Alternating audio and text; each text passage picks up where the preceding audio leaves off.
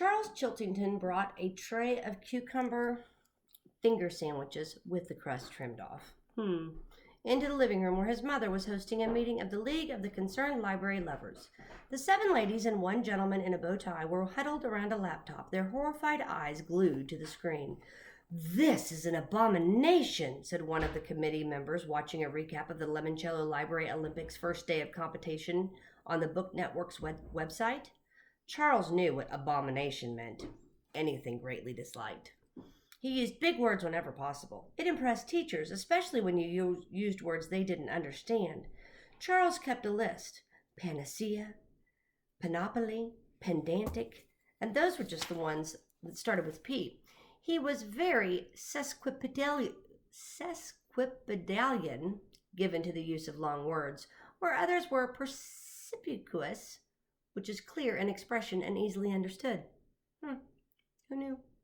He was also elated, very happy, jubilant, in high spirits, to hear all the adults complaining about Mr. Lemoncello and his egregious, shockingly bad, library. "It's preposterous," said the gentleman in the bow tie, racing around in circles with the library carts, restocking shelves. "Are these children applying for part-time jobs? Because they're all far too young to be legally employed."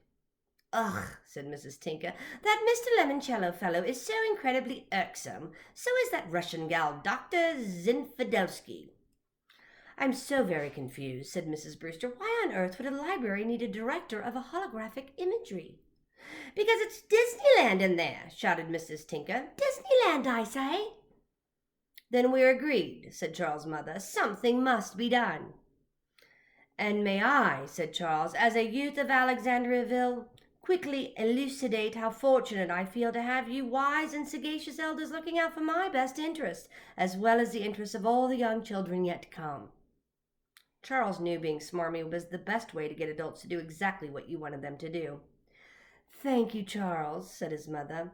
"Rose, please make a note in the official meeting minutes. Resolved, we, the League of Concerned Library Lovers, must, by any means necessary, seize control of Alexandriaville's new public library and wrest it away from that borderline lunatic, Luigi Lemoncello."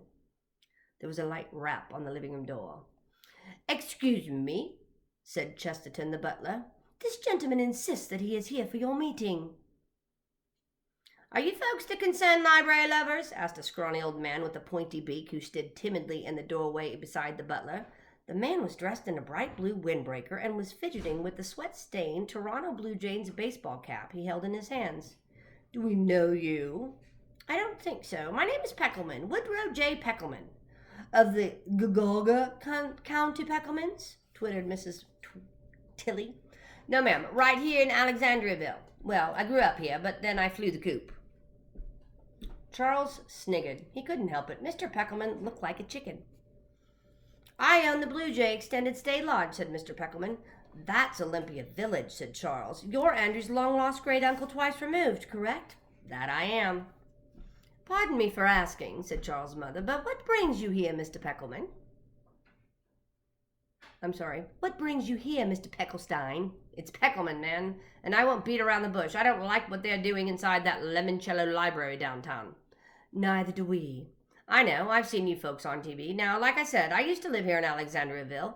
Years ago. Grew up with Luigi. Knew him when he was just a little boy. Not some kind of fancy billionaire. And let me tell you folks something. Luigi L. Lemoncello was just as irresponsible back then as he is now. Why, in 5th grade, he made up multiplication and division games to make learning math more fun." Math isn't supposed to be fun. It's math."